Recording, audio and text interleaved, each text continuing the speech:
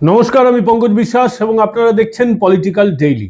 আজকে এমন একটা খবর আপনাদের দেব যেই খবরটা আরো বড় করে সমস্ত সংবাদ মাধ্যমে হওয়া উচিত ছিল, কিন্তু আপনারা তো জানেন পশ্চিমবঙ্গের সংবাদ মাধ্যম, বেশিরভাগ সংবাদ মাধ্যম ভালো খবর করতে চায় না। বেশিরভাগ সংবাদ মাধ্যম হিন্দুদের পক্ষে খবর করতে চায় না, তাই আমরা সেই সমস্ত খবরগুলো খুঁজে নিয়ে আসি শুধুমাত্র আপনাদের জন্য। এই খবরটা শুনে আপনারা যারা বিজেপিকে ভোট দেন, যারা হিন্দুত্ববাদী, প্রকৃত হিন্দুত্ববাদী, ওই সেকুমাকু হঠাৎ করে হিন্দুত্ববাদী হচ্ছেন এমন ব্যক্তিদের কথা আমরা বলতে পারবো না তারা খুশি হবে কিনা, কিন্তু আপনারা কি জানেন একজন নেতার উদয় হয়েছে পশ্চিমবঙ্গের রাজনীতিতে, যিনি কার্যত হিন্দুদের হয়ে মাঠে ময়দানে কাজ করছেন, বাতেলাবাজি নয়। টক শোয়ে বসে ফেস পাউডার মেখে ঘণ্টাখানেকের প্রোগ্রামে বাতেলাবাজি নয়, মাঠে ময়দানে নেমে কাজ করছেন। আপনারা তাকে দেখেছেন পুলিশের চোখে চোখ রেখে কথা বলতে, পুলিশকে ধমক দিতে। এরকম নেতা পশ্চিমবঙ্গে কম পাওয়া যায়। এক দিলীপ ঘোষকে আমরা দেখেছিলাম, কিন্তু দিলীপ ঘোষ রাজনৈতিক ব্যক্তিত্ব, আর ইনি যার কথা বলছি তিনি মাঠে ময়দানে কাজ করছেন। মালদহের হবিবপুর এলাকায় তিনি 80টি পরিবারকে স্বধর্মে ফিরিয়ে এনেছেন। 80টি পরিবার কম বড় কথা নয়। এই মালদহের বিভিন্ন অঞ্চলে, পুরুলিয়া, বাঁকুড়ার বিভিন্ন অঞ্চলে আপনারা দেখবেন এখন মিশনারিজের ওখানে ব্যাপক দাপট। কাউকে রোগ ঠিক হয়ে যাবে, কেউ গরিব, তাকে একটা আটার বস্তা, চালের বস্তা দিয়ে ভুল বুঝিয়ে নানান রকম কলকবজা করে হিন্দুদের অন্য ধর্মে মিশনারিগুলো নিয়ে যাচ্ছে। এবার এই সমস্ত মানুষকে আবার নিজের ধর্মে ফেরাবার কাজ করছেন দেবদত্ত মাঝি। তিনি মালদহের হবিবপুরে একটি অনুষ্ঠান করেছেন, সেখানে 80টি পরিবারকে হিন্দুদের ঘরবাপসি করিয়েছেন। প্রায়শই তিনি এই ধরনের কাজগুলো করেন। আমি তাকে রিকোয়েস্ট করেছিলাম, দাদা এরকম কোনো অনুষ্ঠান হলে আমাদেরকে জানাবেন, এগুলো জানার প্রয়োজন আছে। ভাবতে পারেন পশ্চিমবঙ্গে হিন্দুদেরকে যারা অন্য ধর্মে পরিবর্তিত হয়ে গেছিল তাদেরকে আবার নিজ ধর্মে ফিরিয়ে আনা, এই যে ঘরবাপসি কার্যক্রম, এটা পশ্চিমবঙ্গে করা সম্ভব? ভাবতে পেরেছেন কখনো? কিন্তু হিন্দুদের এখন পুনর্জাগরণ হচ্ছে। যারা অন্য ধর্মে চলে যাচ্ছে তারা বুঝতে পারছে যে তারা ভুল করছে, তাদেরকে কিভাবে বোকা বানানো হয়েছে। আসলে এই ধরনের সাহায্য সহযোগিতার যেটা প্রথমে ধর্ম পরিবর্তনের সময় যে আশ্বাস দেওয়া হয়, সেই আশ্বাসগুলো তো পরে পালন করা হয় না। পরে কি হয়, সেই সাহায্য আশ্বাসগুলো বন্ধ হয়ে যায়, কারণ যে উদ্দেশ্যে তাদের বদল করা হয়েছিল সেই উদ্দেশ্য তো সাধন হয়ে গেছে। স্বাভাবিকভাবেই তারা বুঝতে পেরেছেন যে তারা বোকা হয়েছেন। কেউ 1 প্রজন্ম আগে, কেউ 2 প্রজন্ম আগে ধর্ম পরিবর্তন করে ফেলেছিলেন। দেবদত্ত মাঝি সেখানে গেছেন, দেখেছেন কি ধরনের কাজ হচ্ছে। এগুলো বেশিরভাগ যারা ধর্ম পরিবর্তন করেছিলেন তারা ভারতের মূল নিবাসী, আদিবাসী সম্প্রদায়ের মানুষ। ঘরবাপসির অনুষ্ঠানে স্থানীয় বিধায়ক জোয়েল মুর্মু উপস্থিত ছিলেন, আরো অনেকে উপস্থিত ছিলেন। সামাজিক কার্যক্রম হয়েছে, সেখানে দৌড় হয়েছে, নানান কিছু হয়েছে। একটা আনন্দ উৎসবের পরিবেশ, সকলে যজ্ঞ আহুতি দিয়ে ধর্মে ফিরে এসেছেন। এই আমাদের দক্ষিণবঙ্গ প্লাস উত্তরবঙ্গ যে প্রত্যন্ত অঞ্চলগুলোতে, সেখানে মিশনারিগুলো গিয়ে গিয়ে কি করছে, দেখছে কার কি প্রয়োজন আছে। প্রথমে যাচ্ছে, তারা বই নিয়ে যাচ্ছে, তারা বাইবেল নিয়ে যাচ্ছে, তারা চালের বস্তা নিয়ে যাচ্ছে, সাবান নিয়ে যাচ্ছে, ওষুধ নিয়ে যাচ্ছে, ক্যাম্প করছে। এবার দেখছে কার কি দরকার। ধরুন কেউ অসুস্থ, বলছে এইসব মূর্তি পুজো করো না, এক কাজ করো, তোমাকে একটা ছবি দিচ্ছি, মাদার মেরির পুজো করো, তুমি ঠিক হয়ে যাবে। তার সঙ্গে তারা ওষুধও দিচ্ছে। এবার ওষুধ খেয়ে ঠিক হচ্ছে, বলা হচ্ছে ওই যে দেখো তুমি ওই মূর্তি সরিয়ে মাদার মেরির পুজো করছো, তাই তুমি সুস্থ হয়ে গেলে। এই ধরনের কলকবজা করা হচ্ছে। মিশনারিদের নতুন নতুন সেখানে সেন্টার গড়া হচ্ছে। আপনারা আশেপাশে দেখবেন 10 বছর আগেও এত মিশনারি ছিল না। পশ্চিমবঙ্গে যে হারে মসজিদে অনুদান বেড়েছে, সেই হারেই দেখবেন মিশনারি বেড়েছে। একটা সংখ্যাতত্ত্বের বিচারে তো হয়, ধরুন যেখানে হিন্দুদের বস্তি আছে তারা মন্দির গড়ে, কিন্তু যেখানে চার্চ তৈরি করা হচ্ছে, মিশনারি সেন্টার তৈরি করা হচ্ছে, দেখবেন সেখানে কিন্তু বেশিরভাগ জায়গায় আশেপাশে সেই অনুপাতে খ্রিস্টান ধর্মাবলম্বীর সংখ্যা কিন্তু বাড়েনি। এরা বিভিন্ন জায়গা থেকে ফান্ড কালেক্ট করছে, বহু জায়গায় বিদেশি ফান্ড আসছে। এবার ফান্ড কালেক্ট করে তারা সেন্টার খুলছে, তারপর সেন্টারে অনেক লোক নিয়োগ করা হচ্ছে। বাইরে থেকে লোক আসছে যারা আগে থেকে ধর্ম পরিবর্তিত হয়ে গেছে, যাদের মগজ ধোলাই হয়ে গেছে, বিভিন্ন জায়গা থেকে লোক ডাকা হচ্ছে। আমি একটা আমার ব্যক্তিগত অভিজ্ঞতা বলি, এই আপনারা জানেন যারা আমাকে নিয়মিত ফলো করেন যে পুজোর সময় আমি কালিম্পং গিয়েছিলাম। সেখানে কালিম্পংয়ে একদিন হোটেলে আমরা খাবার দাবার নিয়ে হোটেলে ফিরে আসছি। হোটেলে ফিরে আসার সময় একটা ফ্যামিলির সাথে দেখা হয়েছে আমাদের। পরিবারের যিনি গার্জিয়ান ছিলেন তার স্ত্রী এবং মেয়ে আমার সঙ্গে আসছিলেন, আমরা শেয়ার ট্যাক্সি করেছিলাম। তো কথা বলতে বলতে তিনি বললেন যে তিনি আমাদের কলকাতা প্লাস বর্ধমান, বিশেষ করে বর্ধমান এলাকায় প্রায় তিনি আসেন, দক্ষিণবঙ্গের বিস্তীর্ণ অঞ্চলে আসেন। তো জিজ্ঞেস করলাম যে আপনি কেন আসেন? আসাটা অপরাধ নয়, জাস্ট জানার জন্য যে কালিম্পং থেকে লোকটা কি কারণে এত দূর যাচ্ছে, বাড়ি কালিম্পংয়ে, কাজ কালিম্পংয়ে, তা সত্ত্বেও যাচ্ছে, নিশ্চয়ই তো কোনো কারণ হবে। তিনি বললেন যে আমি সোশ্যাল সার্ভিস করতে ভালোবাসি, আমি মানুষের সেবা করতে ভালোবাসি, তাই যাই। তো আমি জিজ্ঞেস করলাম কি ধরনের সেবা আপনি করেন দাদা?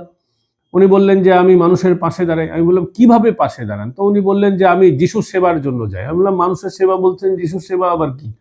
যিশুর সেবা মানে তো ধার্মিক কাজ। বলছেন না না, আমরা মানুষের কাছে যাই, তাদেরকে বিভিন্ন রকম কি সাহায্য লাগবে তাদেরকে দিই। আমি বললাম সেটা দেন, ঠিক আছে, তো যিশু সেবাটা কেন বললেন? বললেন তারপর তারা যখন কনভিন্স হয়ে যায় তখন আমরা তাদেরকে বলি যে আপনি যিশুর পথে চলে আসুন, আরো ভালো থাকবেন, ভালো ব্যবস্থা আপনার হবে। তো বুঝলাম, আমি তো বললাম এটা তো এক ধরনের কনভার্সন। বলছেন না, এটা সোশ্যাল সার্ভিস। তো আমি বেশি তর্কে যাইনি তার সঙ্গে, কারণ তর্ক করে স্থানীয় মানুষ তর্ক করে লাভ কি? আসলে তো তাকে বুঝিয়ে কিছু হবে না, তিনি মগজ ধোলাই হয়ে গেছেন। তবু তাকে বললাম যে দাদা আগামী দিন থেকে এটাকে সোশ্যাল সার্ভিস বলবেন না, এটাকে বলবেন আপনার ধার্মিক কাজ আপনি করছেন। সোশ্যাল সার্ভিস হচ্ছে নিঃস্বার্থভাবে হয়, এটুকুন তাকে আমি বলতে পেরেছি যে এটা সোশ্যাল সার্ভিস নয়, এটা হচ্ছে আপনার ধর্মের কাজ, আপনি রিলিজিয়াস ওয়ার্ক করছেন। ফার্দার আপনি সোশ্যাল সার্ভিস বলবেন না, কারণ সোশ্যাল সার্ভিস নিঃস্বার্থভাবে হয়। আপনি যেহেতু আপনি পরিবর্তন করছেন, তাই এটাকে আপনি বলবেন যে আপনি আপনার রিলিজিয়াস ওয়ার্ক করছেন। যিশুর সার্ভিসটা ঠিক আছে, সোশ্যাল সার্ভিসটা বলবেন না। তো এই হচ্ছে বিষয়।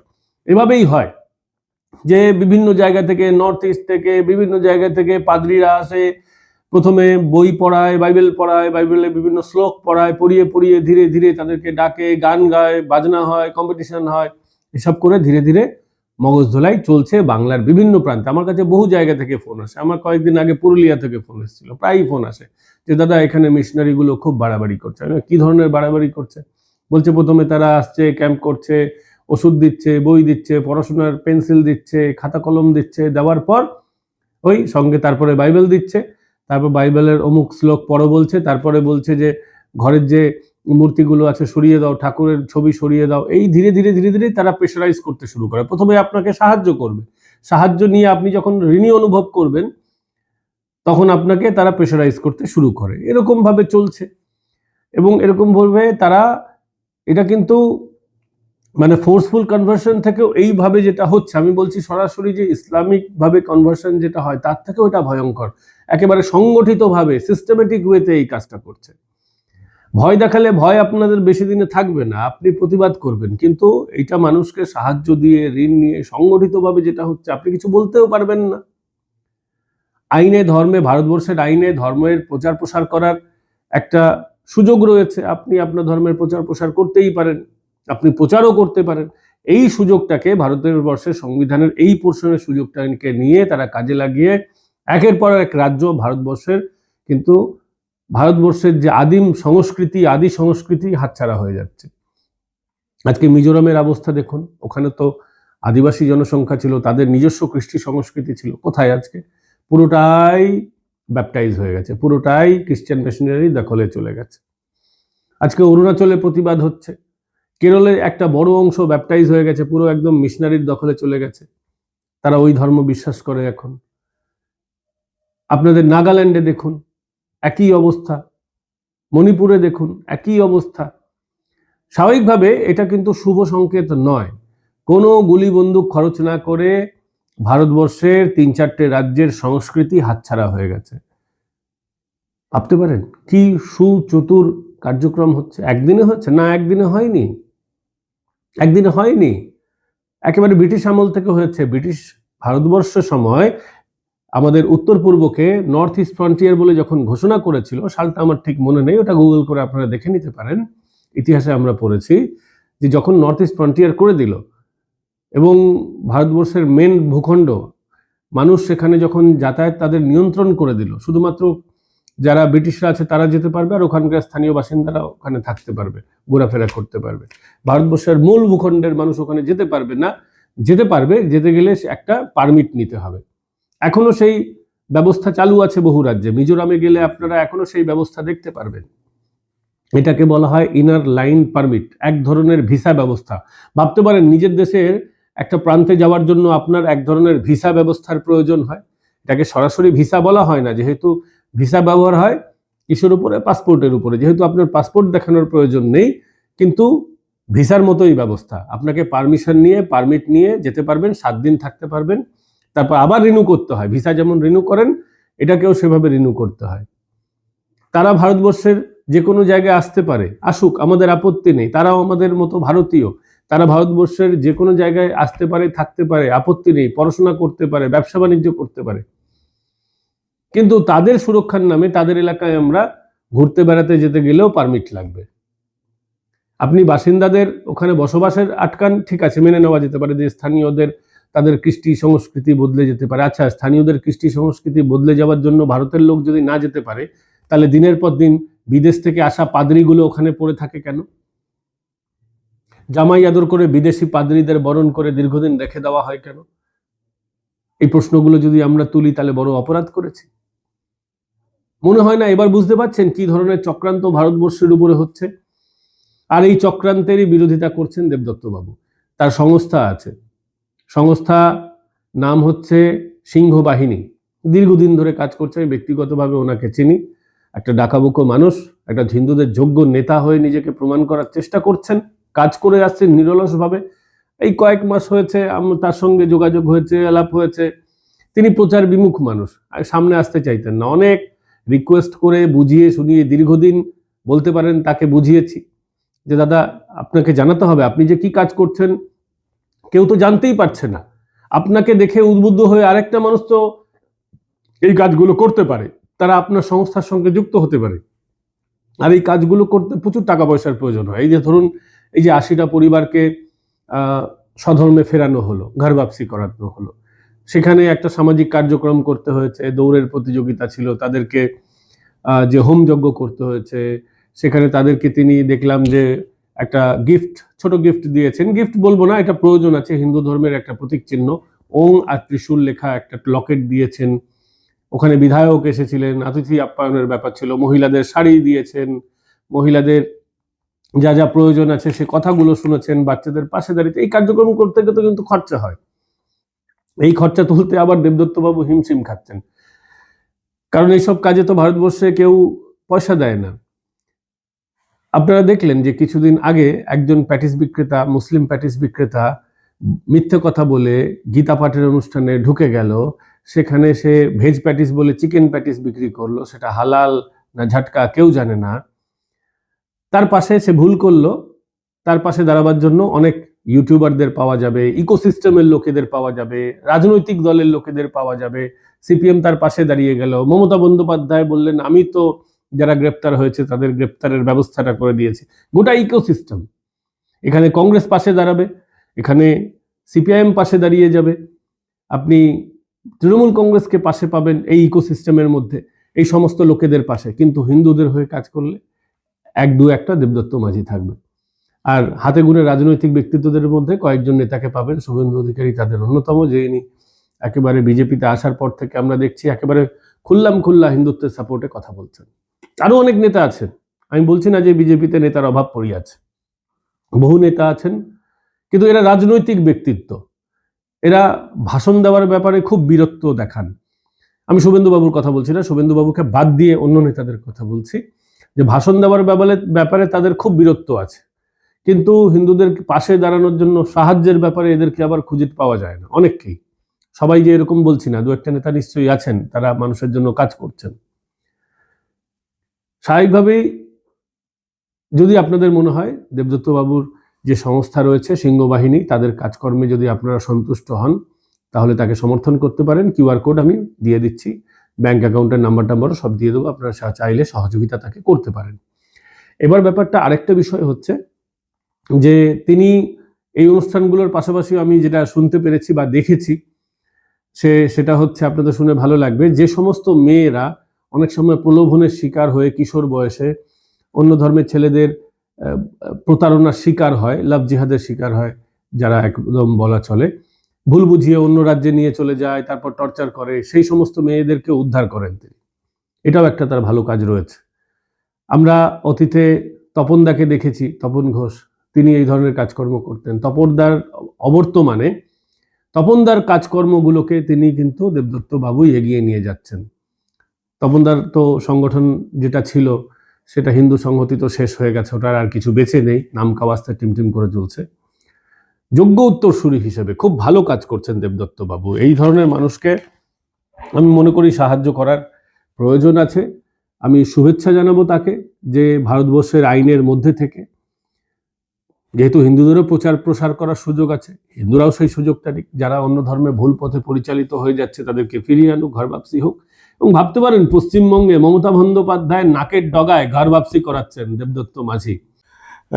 বেশ কিছু খ্রিস্টান পরিবার তারা হিন্দু ধর্মে তাদেরকে ফিরিয়ে আনা হলো। হ্যাঁ, এটা আমরা করেছি।